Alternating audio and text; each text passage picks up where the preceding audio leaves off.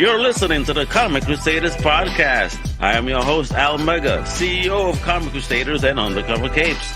In this show, I'm sitting down with creators from all walks of life to talk about inspiration, process, the lessons they've learned, and a whole lot more.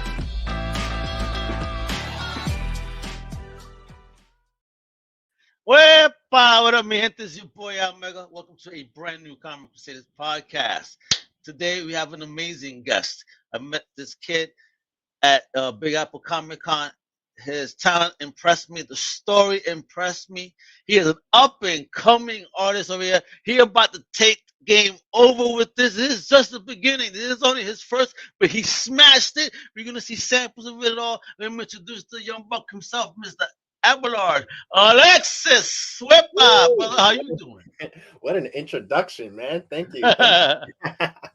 Man, I hope that shit the nerves off, man. I know you're feeling good, brother. Welcome to the show, all right? Let's get that wepa going, brother. So, welcome again. That's right. So, I said, folks, for real, I met him at a con, not too long ago. Thanks to Brian Adam for hooking me up and making me go out that day. It was a fun time, and I got to meet a couple of amazing artists. And this young man was definitely one of them. So, a little bit about the survival. Tell us where you hail from, OG, and what was your first love of the fandom? Thank you. So, where I'm from, was born and raised Brooklyn, New York, man. Brooklyn Zoo. 90s. Where Brooklyn? East Flatbush. Okay. Yeah, right there by Kings County. Lived there for really almost my entire life. I've been there for 20 years. Went to elementary school, junior high school there, even college as well. And college was really where I started to really think that I was taking art seriously. Essentially, when I was growing up, my brother, he was the one who really put me on to just stories, like whether it was video games, Final Fantasy, or if it was anime. What really got me were the stories, man. These things were really pulling. So what he would do is, he would tell me like, yo, let's write a story together and let's draw the characters. And I had a blast. I was like 7 years old. I learned how to use Microsoft Word when I was I was just talking about some really weird stories, but that's how I got started. And then from there, I just kept doing it. Even till this day, my brother would ask me like, yo, you still writing? Like, what's going on? Yo, you still writing? You still drawing? Sometimes I'd be like, yeah. Sometimes I'd be like, nah, I fell off a little bit. But he would be the one to keep me like on my toes and check on me. So I'm doing it. Good job, brother. That's what he's supposed to do. Shout out to Charlie, man. My brother, he's been keeping me in check, man. Even with Alternia, he's really been like, yo, are you still working on it? So all right. So you're saying here you're learning all this stuff out there and doing it at a young age. So, but did you have friends as well that kind of enjoyed the same things you did, or were you a lone wolf? Yeah, well, my brother was. I gotta say, my brother was like that friend that. He was that friend. Because when I was really young, like no one was really into again, Final Fantasy was the real starter of it. Yeah, he started me onto like the Super Nintendo Final Fantasy, like Final Fantasy 6, Final Fantasy 5, and as a kid, I'm reading this stuff and I'm like, man, this is actually like a book. Like, this is a good story right here. And from there, like, he would tell me, like, you can actually write your own story if you like this. I'm like, write my own story? Really? You sure I can create characters and write them like this? And he's like, yeah, man. So there were times where he would write a story and he'd leave it to me to like draw some of his characters. Like, bro, just do what you want. Imagine the character however you see it. And vice versa. We would sometimes switch the role. I would write a story and he would draw the characters. And to my surprise, like we would like surprise each other. Thankfully, he's an artist as well. Well, he wouldn't call himself an artist, but he can really draw, man. He can really draw. Get him back into the game. Pull him in. That's what I'm saying, man. The Alexis brothers be smashing it, kid. But yeah, the thing is, both my parents, were born in Haiti. My dad was really good at drawing, and he kind of like, I guess, just bled that onto my brother and I, and then we just grew up drawing as well. That's what we did. That was our pastime. Wow, so an artistic family here you growing up around, huh? Yeah, it's weird. Did Mama draw too? Not really, no. She was more of a nurse. But Oh, okay. Excellent. Awesome. Awesome. That sounds yeah. great. Okay. So when did you really start? Okay, so you're saying your brother was pushing you, you know, a bit. When did you take it serious though? When did that spark come for you Um, to actually take a dive to do something creative and put it out there? the creative, it started a little bit with college. I went to FIT and I studied illustration. And I knew actually at this point I wanted to do something that was pertaining to storytelling in some way, shape, or form, right? I want to be either a writer, a book illustrator, comic artist, something, because I had a lot of stories to tell, a lot of ideas. My notes on my phone just has lists upon lists of ideas that I have. And Alternia was just one that I've had since childhood. Um, so I was like, for my childhood college thesis, I thought of, all right, let me try this Alternia thing out. Alternia started essentially as my college thesis, just being like about a world of dreams where people were just able to connect in that dream What world. class was this for? Let me see. We had a bunch of different classes. I actually did it for every class. So Oh, imagine okay.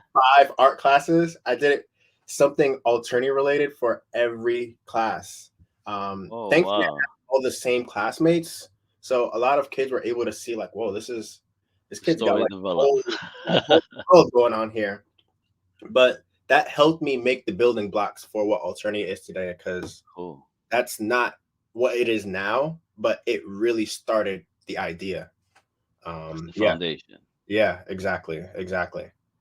Okay, bet. So let me bring up a screen here, folks, so you can start getting a little taste what we're talking about. Right? Yeah, Because this was originally presented as a Kickstarter when you first took that dive, right? yeah. The Kickstarter was definitely it was a quite a dive, man. I wasn't ready to jump into it yet. Yeah. At the time, I was like, there are a couple things I wanted to work out first, but when I accidentally hit the Kickstarter button, a couple people know about this. It was a complete accident. I just wanted to actually see what it would look like first before I published it.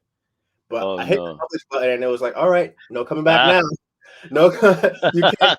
You got you missed a preview and oops daisy. yeah. It was like no Wepa. going back. You can edit a couple things, but you have 45 days. You better hit that goal, boy. So Oh wow. especially from that point, I was like, oh shoot, like this is really happening. Too Um, funny. but in reality though, I had the story written out. The pages were all works in progress. It was really just about doing it, man. And that's what a lot of us really struggle with when it comes to like being indie artists, indie writers, or creators. It's really just doing it, finding the time and setting a goal, a deadline, and just finishing it. All Uh, right.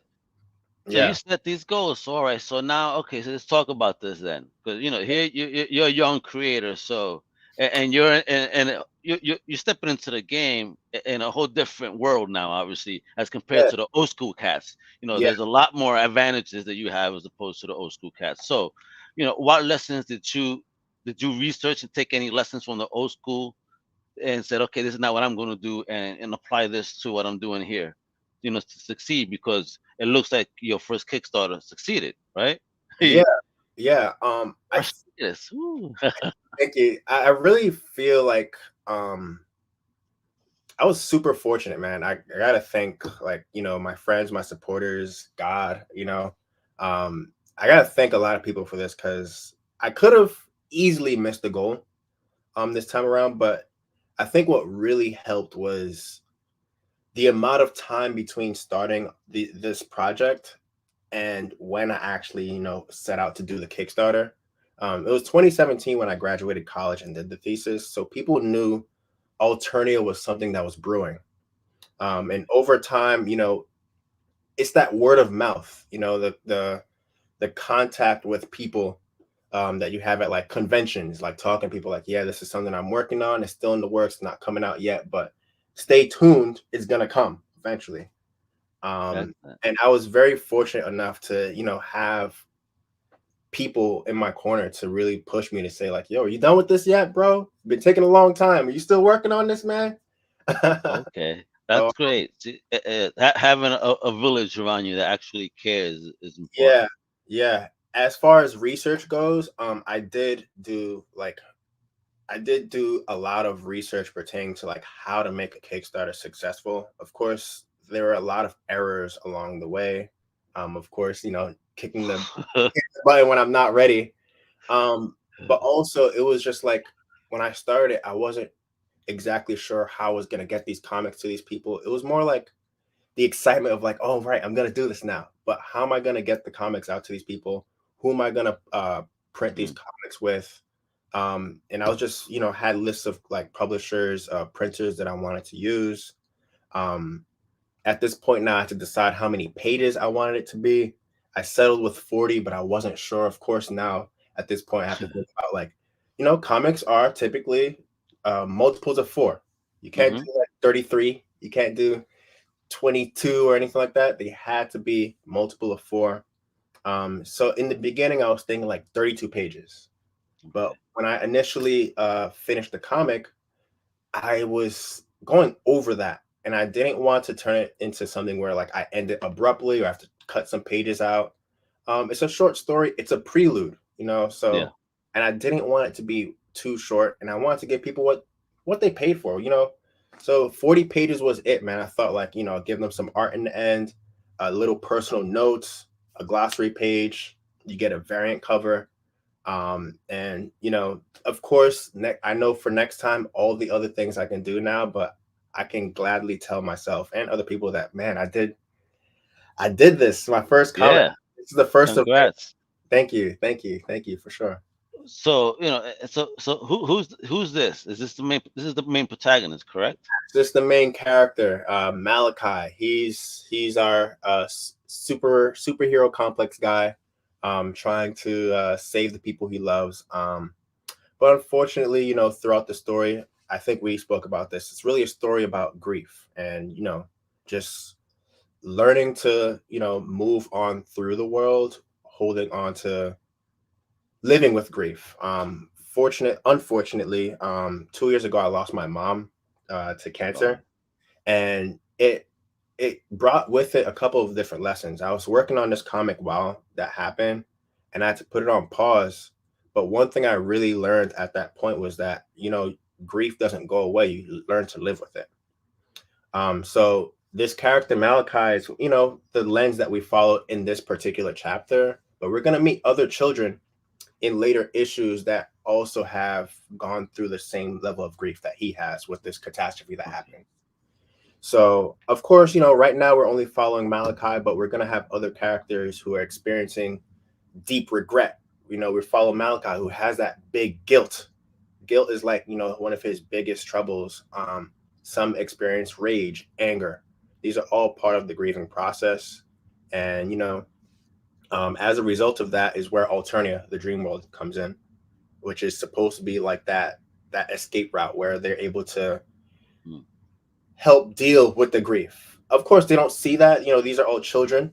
of course. All the main characters are like 17 under. They don't see that at first, but as readers, we get like an overhead view of all of it. This helps them like overcome this chapter of their life that's supposed to be insurmountable. Um, Mm, a big inspiration for that for me personally was, the pandemic. We all saw in 2020 how the pandemic almost seemed like, all right, this is a chapter in the world that we can't really see over that ledge. yeah. It's like, what happens next from here? People are getting unemployed. People are getting AI is taking over. AI taking over. Yeah, artists gonna lose their jobs. Like, what is happening? Writers, even because remember, it's a lot of written, voiceover artists for speech. I mean, Exactly. so many different things. I get you. Yeah.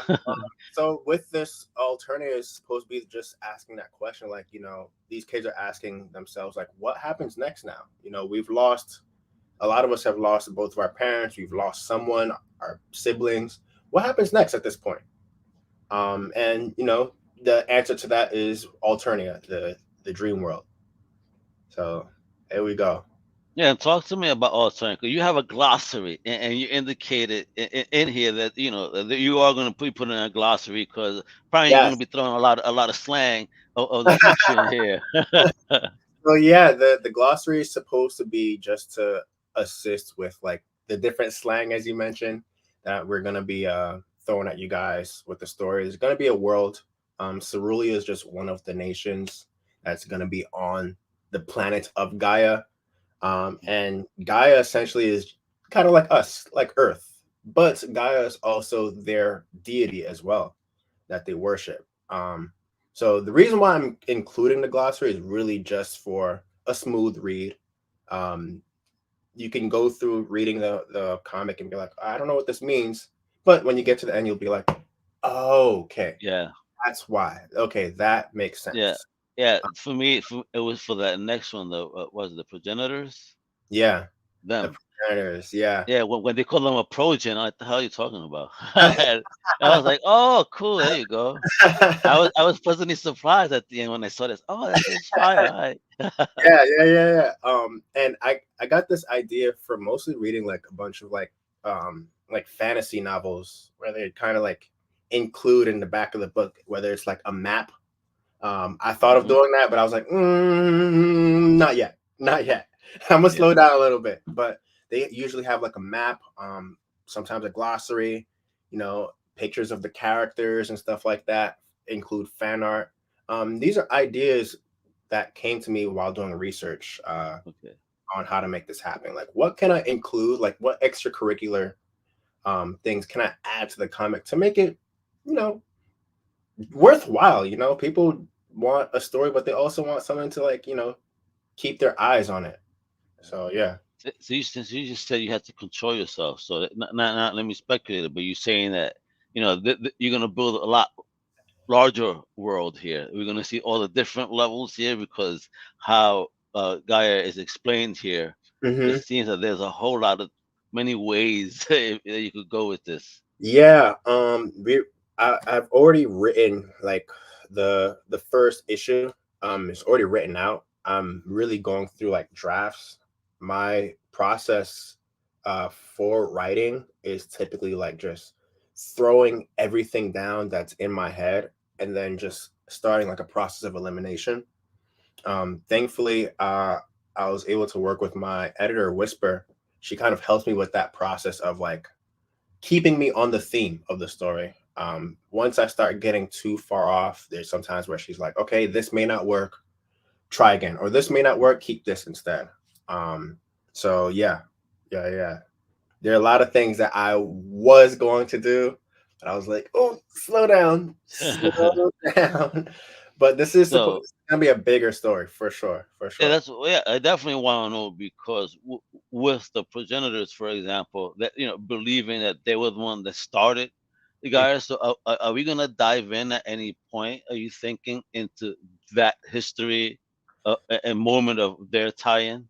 Yeah, so we're going to definitely for sure go into the progenitors and their point in time where we'll see how the upbringing of the progenitors affected how they raised the lost generation. Hmm. Because really essentially a lot of the moments of grief, the feelings of grief that the children, the lost gens feel is because of how the progens raised them. For example, we have Malachi. He's an older brother. A lot of pressure on him to perform because he has to be that model for his younger brother, right? Now that's not a bad thing, but when it comes to like the grief and losing both of his parents, now he feels guilty. He feels like I didn't do enough, even though he did everything he could. It's Hmm. completely irrational for him to blame himself at this point, but he did everything within his power.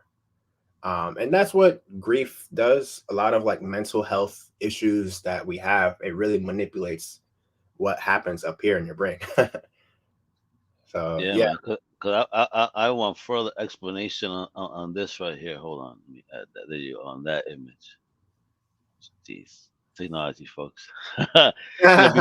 Before the birth of Rome dreams is a tragedy. This tragedy is the day of the cataclysm. Oof. So tease. Can you tease us a bit about the cataclysm to entice these readers? Like, what is the cataclysm?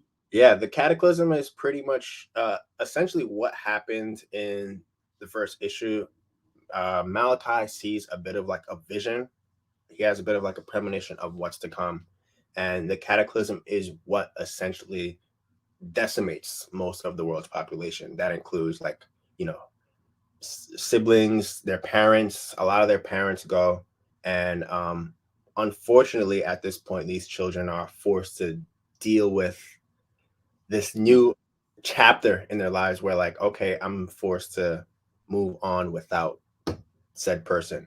And not even be able to say bye or understand what the hell happened on top Yeah, of it. exactly. So, and now with that, Wow. it's like weird because Alternia, the world of dreams, is suddenly like this new thing that happens as a result. And it's like, okay, what is this? What is this? Is this like a message from Gaia? You know, is this a coping mechanism? What is this dream world? So with a lot of issue 1, we're going to be answering that question right there. What is Alternia? But 2, how are we going to, us as children now, the main cast of characters are going to try to figure out, how do we move on from this? A lot of the world is destroyed. How will we rebuild what our parents did before us and make better? Yeah. But the project doesn't seem to be very helpful because they put down the generation, as I saw an example of, that kind of bothered Malachi. Yeah. You know, and I get that because obviously being a kid once, yes, folks, I didn't always have.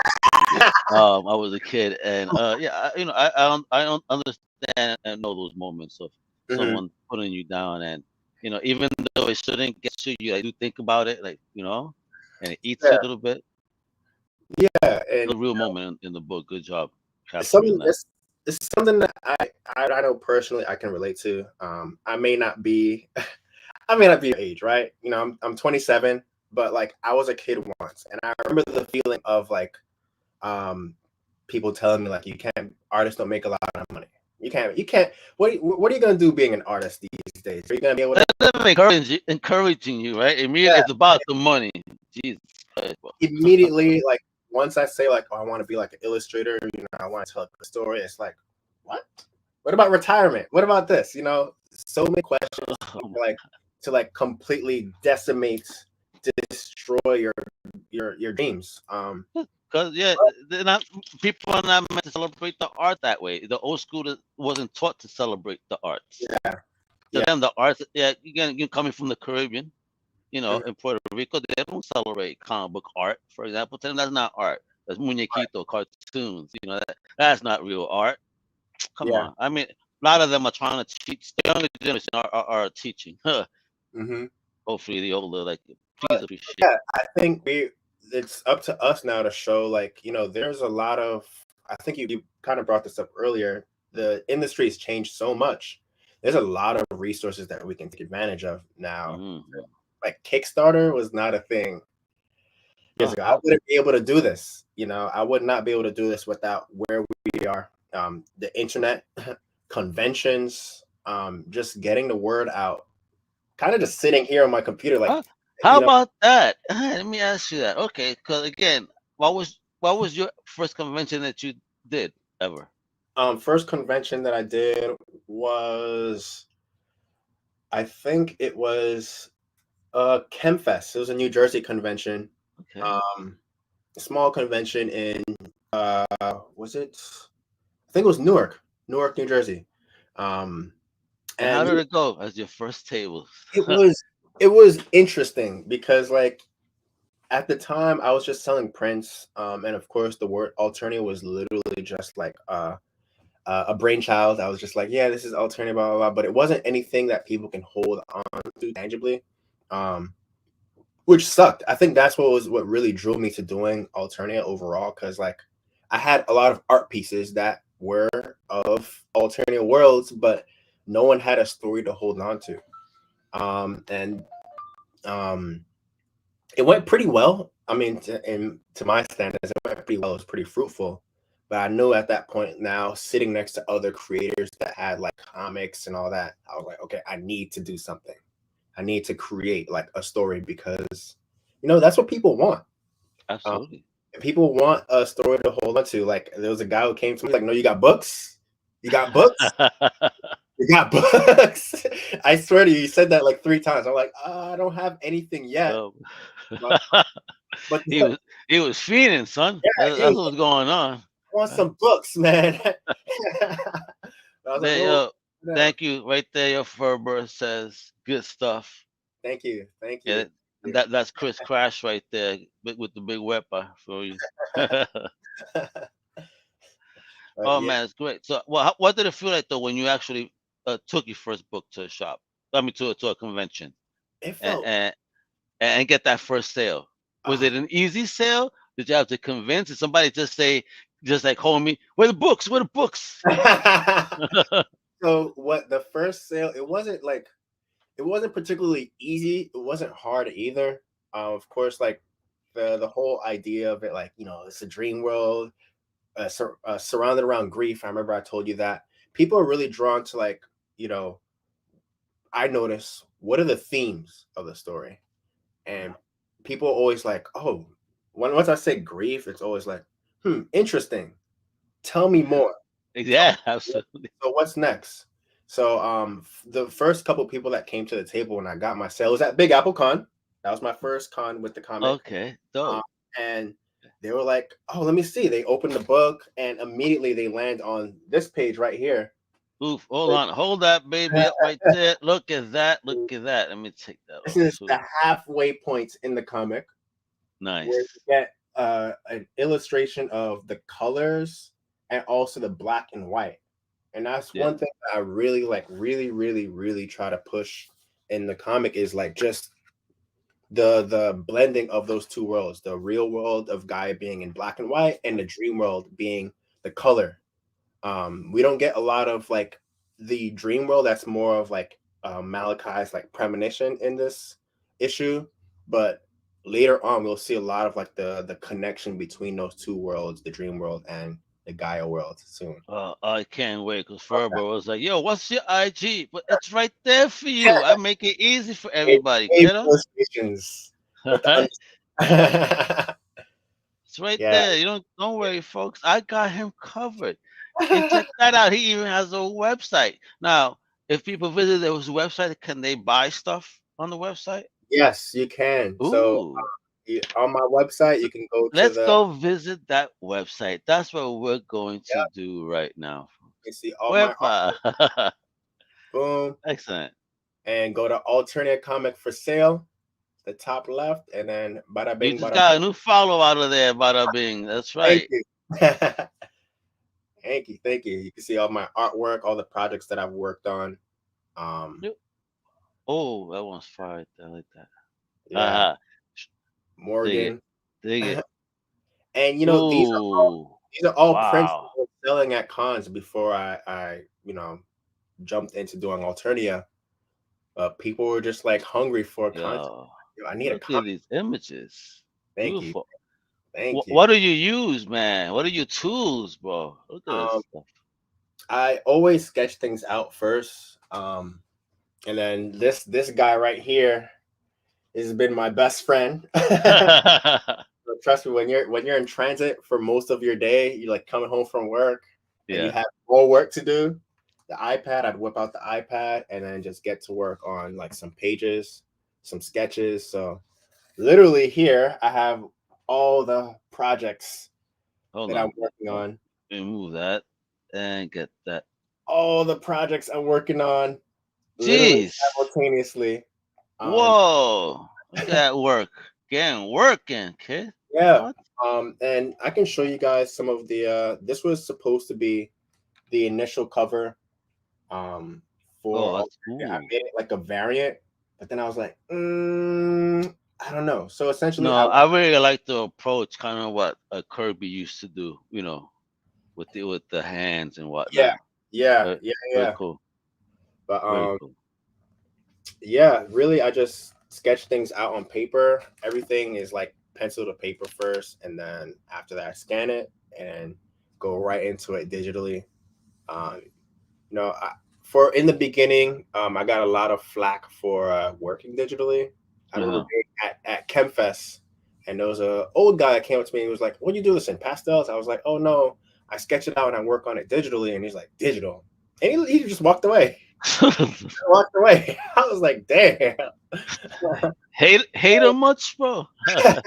But digital was getting the same hate. as As like AI is getting now. um and it's not the same. It's really not the same. You need a lot of uh artistic expertise to work digitally as much as you would for any other medium, because digital is just another medium, you know. Yeah. So you got to know the programs, you got to know all the different brushes and all that. And You I still got can't. to understand the artistry. Yeah, exactly. Like you can't not be able to draw and then just go and Procreate and think you're gonna I'm an create. artist. Yeah. But unfortunately, there are people that feel that way, and it's usually Yeah. the people who don't really know or understand it. Yeah. Uh, But I'm yeah, looking at this and I'm just looking how, for example, you did the hair fire.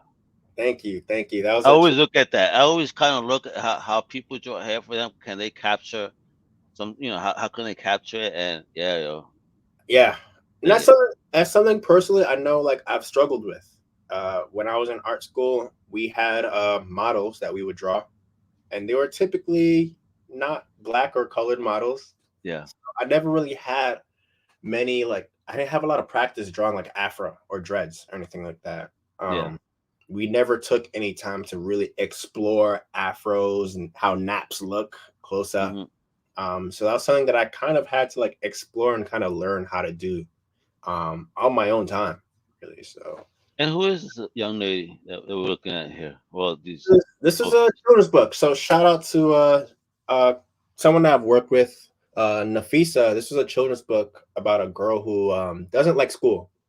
And she's like struggling to get good grades in school until she eventually meets a teacher that pretty much helps her understand the work in front of her, and she eventually gets better grades. She's more enthused, and it's really just a story about like just how sometimes when kids aren't doing great in school, it's not that they're not smart enough. yeah. It's the approach of the teacher. So Thank yeah, you. Agreed. I always told that stuff to my parents. They ain't believe me though. yeah, You just fucking around in class. Come on. like I'm she was not. just yelling at me, man. It's not me, I swear. And there goes the book right there with Yeah, yeah, with the variant that you went with, right? Which is yeah. this one. This is the variant. Vincent is Vincent Ramirez. Shout out to him. He is a great artist. I consider him a mentor because back I used to work at Blick Art Materials, and he Yeah. was the assistant manager there, and he was one of the people who was telling me like, "Man, you got something here. Keep working on it." And he's another one who's really pushed me to Excellent. take this stuff Shout seriously. out, So, man. Yeah, shout out all those good people, man. For real. no, That really when though. you have that, you really are blessed. Exactly, dude. And I hope with this story with Alternia and me doing this, me sitting here with you, I can inspire like others who may not feel they have the story that may what everything you're doing, someone's gonna be watching, someone's gonna get inspired by it. So just keep doing you. Eventually someone's gonna see it. Hmm. That's the way I see it, man. That's how I Oh feel. man, I love this one right here so much. Yeah. So, have you seen the Arcane show on No, Netflix? I haven't watched it yet. Again, because I'm looking at you. I'm doing stuff from a dungeon. I'm actually moving next month to my own crib finally. So, Woo, congrats. yeah. So I'm gonna be celebrating by just binging on stuff. Yeah, you owe it to yourself to watch that Arcane show. For a great, if But you want is a he great, in there? yeah, he's They one in of the there? He was. he's Oh man, dope, man, dope. I really like the look. Looks sick. he's one of the characters. It's freaking amazing. She's one of the characters from my Alternia story as She well. looks cool. Um, Future character. So She that definitely look like somebody from Brooklyn. no, honestly, and that was something that really frustrated people. Like the fact that I had characters of like Alternia that I was Yeah. selling as prints, but not the actual comic. People were like, dude, just make the comic already. Just make it. These are just Wow. sketches.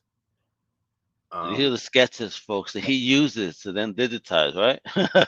Yeah. Oh man, you have a good hand, bro. Holy crap. Thank you. Appreciate it. Definitely, but I gotta give you a request then for when I go to the next Big Apple. So let's talk about that. Where are you going to be next? Next in line, of course, this year I have to do BlurredCon, 2023 BlurredCon. I know that's further down the line. I do have a pop-up shop that I'm doing in Harlem next month. Cool. I'll be posting information on my Instagram. Stay tuned. But that's going to be the first event after Big Apple Con that I'll be actually selling Alternia, more of my prints, taking commissions as well. A big part of what I do, a big part of Abelard Illustrations as a label, as a brand, is I like to tell stories, and I want to help other people tell their stories as well. So, for example, the children's book that you just saw, I Hate School, it was a lady who came to me and was like, I have a story, I have a manuscript. I just don't, all these artists that I've been reaching out to, they haven't been helpful. And I was like, look, this is what I love to do. I love to help people tell their stories because, a lot of people like us, you said you're Puerto Rican, right? Yep. Puerto Ricans, we have a lot of people of color who have lots of great ideas and feel they need to go to a publisher and get it approved and all that. And you have to go through so many things to get it out that it's frustrating, it's tiring. But I want to help make that easier by just, using my skills to give you the artwork that you need to get your story out there. So you heard, folks? Look how simple. Just visit the website. They could easily just contact you through there, correct? Yeah. Yep.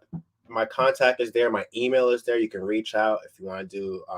I did a comic for a brother of mine, Azim, the Scruff comic, and I helped him publish his first comic as well. How did that feel, man? You did the journey. Now you help someone else. I mean, how do you feel, man? It feels amazing, man. And people always ask, like, how they ask, like, how do you find the time to do it, man? Honestly, you wake up in the morning, you plan out your day, and you just do it. Do it. Get it done. That's the hard. But once you do it, you have to think about, like, once you finish, the dopamine surge of like finishing, like, oh man, I did it. I accomplished this goal. So yeah, I was able to do those children's books, the Scruff comic, and then Alternia was just like the big boom. Like I did my own comic. Of course, this isn't the end. This is only the beginning, man. Only the beginning. Yeah. So great. So when's the next project due out? So that way we could start planning on making it rain on the project. Oh, when's the next project due? Yeah. I'm start pushing you. When's the next project? I'm finishing the draft for issue 1. And I want to have that done by June and have the Kickstarter out by this summer. Because like I don't want people waiting, man. I left everyone on a cliffhanger with the prelude. Yes, you did. But you sound angry. Yeah, bro. I'm like, okay, damn, like, damn, what happened? With issue 1, though, for sure, well done, though. That this year, for sure, I'm really pushing to have it out 2023. You will hear from me, man. You better come back over here and tell me when it's coming, so that way we could talk about it and share that wonderful story. I can't wait. It's a pleasure. From a old school comic book fan to an up and coming creator like yourself, I just want to say thank you, brother, for taking the risk and putting your creative efforts out there and sharing it with the world, man. It takes a lot of courage, and I think you did a beautiful job with the book, and I loved it. So, folks, this got the mega silver proof for real. Show the homies some love right there. IG on the website, and again, you heard what he said, he wants to help people's dreams happen too, no pun intended. So let's get it done, all right, for real. So support indie. I represent Brooklyn, man. That's right, Brooklyn's I'm loving it. All right, folks, thank everybody that was hanging out with us today, and again, please support independent creators like Abelard. You see what they're doing, they're bringing some future greatness to you. All right, thank you for tuning in again. comiccrusaders.shop, undercovercapes.com. Check it all out, baby. Hasta la próxima. Wepa! Later. Thank you for listening to the Comic Crusaders Podcast. If you like the content, please subscribe and turn on notifications. Also, please visit comiccrusaders.com and our extended podcast family over at undercovercapes.com. And also, make sure to download the Comic Crusaders app on the Google Play Store today.